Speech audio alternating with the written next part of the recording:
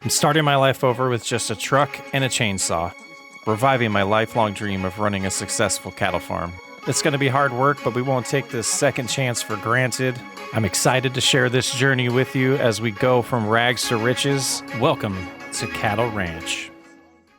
Let's start off by addressing such an embarrassment. So you come over here, and you turn on the pipe, you open the valve, and then you hit R, and then it just works.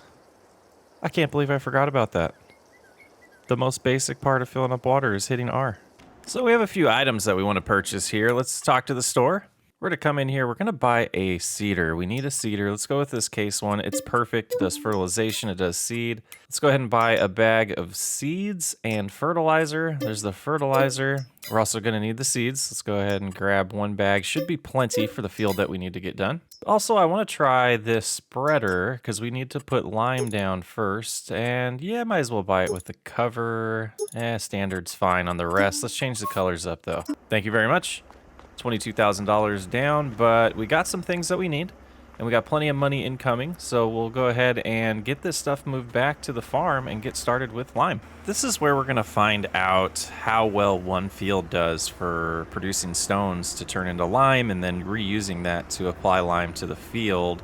Only 490 liters, so we definitely need a lot more stones. I'm not sure how far this is going to go. We'll probably have to buy some more lime. All right, time to get this going. Let's turn it on, and why did it just jump sideways? Can we not pull this? I thought we had more than enough power for this. The spreader only needs 110 horsepower, and we have 170 horsepower. Maybe it's the weight? It's too heavy? Oh, man. Didn't think that through. I guess we go switch it up for a different one. After getting that sold and buying this other one for this little tiny little... Yeah. It's tiny. It was only $3,000 though. It'll get us by for now. We'll have to figure out what to do with it later. But something else that we need before we lime, which I completely spaced I want to do first, was I want to head on over here and get the scout so that we can see what soil types we have in our field. So let's get that purchased, and we'll take that back first and get that going before we do the lime and before we plant the seed. There we go. Let's get our first few samples done. It should only be like 5 or 6 samples of this field. It is a small field, so we'll get that done and show you what our soil type is after we get the results back. Looking at the results here, mostly loam and sandy loam. I think we're good. That's awesome. That should be good for yield. And now let's go get the spreader and finally get the lime laid down.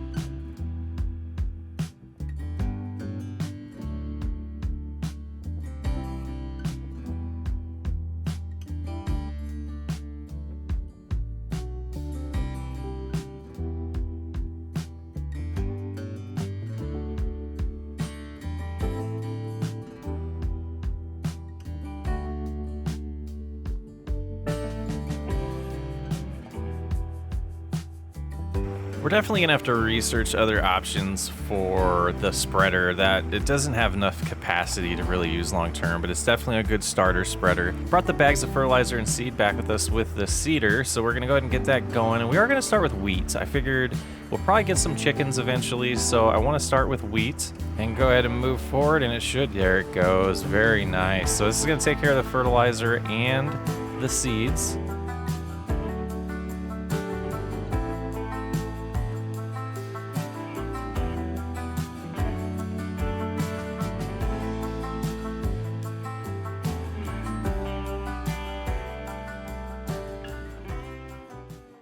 Well, we've been racing against the rain coming in all day. It's finally here. I think we can get away with it. It's light rain right now. It shouldn't get too wet while we finish planting the seed here for the wheat field.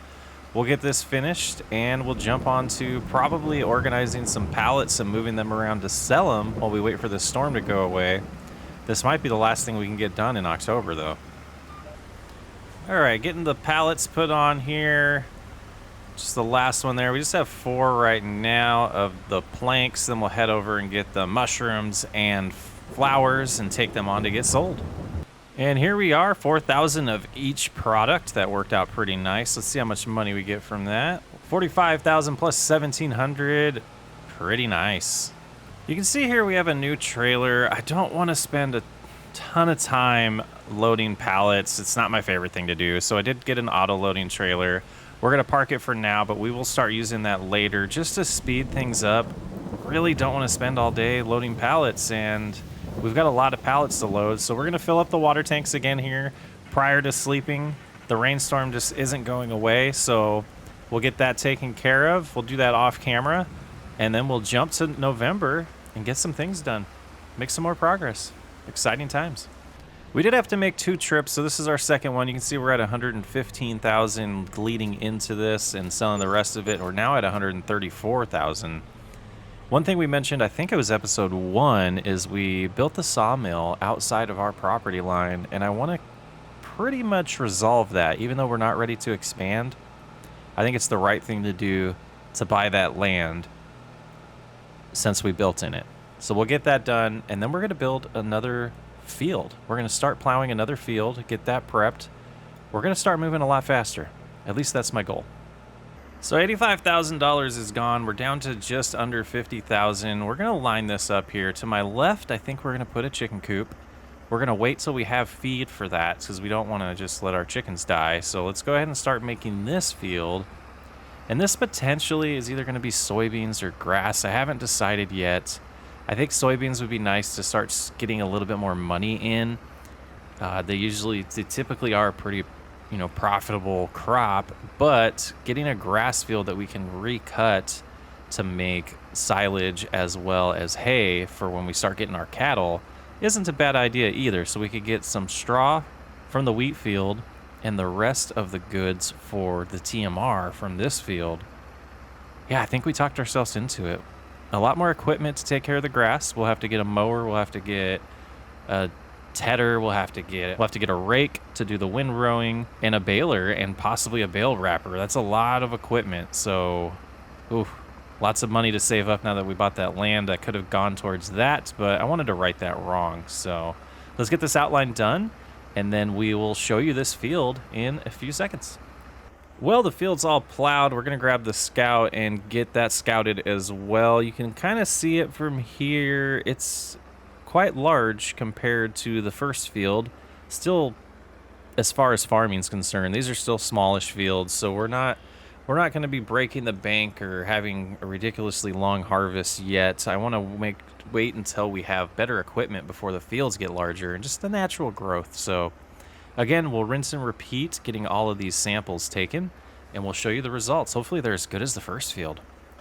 You can see the soil in the trays. We're going to get these shipped out right now and get the results back. There they are. Only $600. That's not bad. Let's drop this off, and then let's take a look.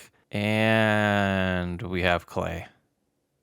We have clay. So we might want to think about that about when we go to 48, and up here probably is clay as well. That's not as exciting. Oh boy.